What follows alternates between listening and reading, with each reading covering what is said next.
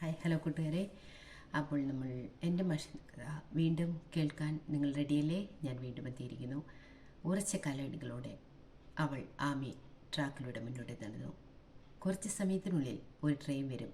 അവൾക്ക് മരിക്കാൻ ഭയമൊന്നും തോന്നിയില്ല. പെട്ടെന്ന് തന്നെ ആരോ പിടിച്ചതുപോലെ അവൾക്ക് തോന്നി. തിരിഞ്ഞതും മുഖമടച്ച് അടി വീണ് കഴിഞ്ഞു.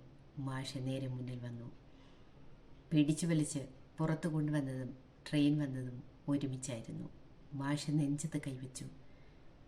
ഞാൻ വരാൻ താമസിച്ചിരുന്നെങ്കിൽ നിനക്കെന്താ എൻ്റെ കൊച്ചേ, പോകാൻ പറഞ്ഞ് ഇങ്ങനെയാണോ നീ പോകുന്നത്? മാഷിനെ അരുമയെ തലോടി. അതോടെ പിടിച്ചു വച്ചിരുന്ന സങ്കടം ഒരു പെരുമഴിയായി അങ്ങ് പെയ്തിറങ്ങി. മാഷിന് മാരൻ മുഖം ചേർത്ത് പൊട്ടിപ്പൊട്ടി കരഞ്ഞു. മാഷ് പോട്ടെ, കരയല്ലേ, എൻ്റെ കൊച്ചല്ലേ എന്നൊക്കെ പറയുന്നുണ്ട്. പക്ഷേ എവിടെ കേൾക്കാൻ.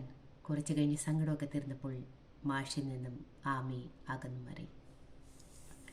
പതുക്കെ പറഞ്ഞു, സോറി മാഷേ. എന്തിനാ? മാഷ് എന്നെ നോക്കി. മാഷ് ആമിയെ നോക്കി.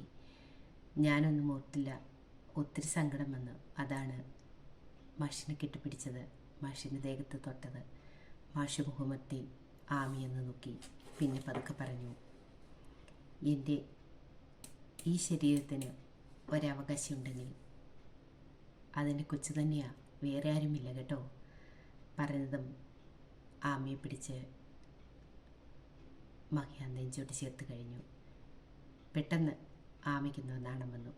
അതോടെ മാഷി ചെയ്തു തുടങ്ങി. അല്ല, നിനക്ക് നാണമെന്ന് പറയുന്ന വികാരമൊക്കെ ഉണ്ടോ? ഒന്ന് പാ മാഷേ. മാഷിന് നുള്ളു കൊടുത്തു അവൾ. അപ്പോൾ എൻ്റെ മാഷിനല്ല, ആമിയുടെ മാഷിന് റൊമാൻസൊക്കെ ആകാനറിയാം അല്ലേ?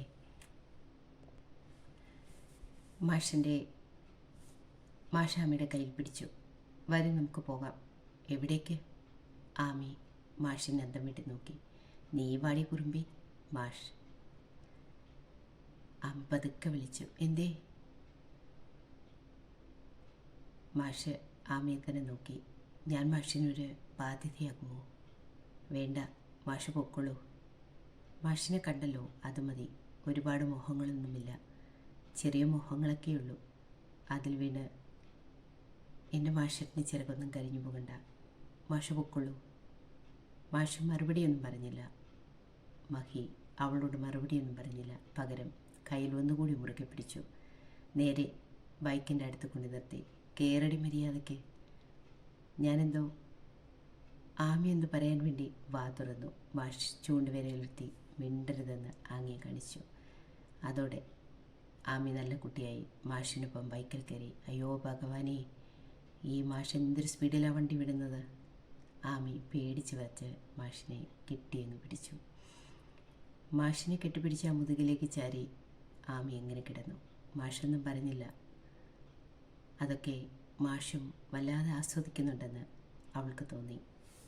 ശരിക്കും പറഞ്ഞാൽ മാഷ് കൂടി അവളെ വേണ്ടെന്ന് പറഞ്ഞാൽ പോകാൻ ഒരിടം അവൾക്കില്ല. അതൊക്കെ നന്നായിട്ട് മാഷിനെ അറിയുകയും ചെയ്യാം. അപ്പോൾ പിന്നെ എന്താ മാഷിൻ്റെ തീരുമാനം?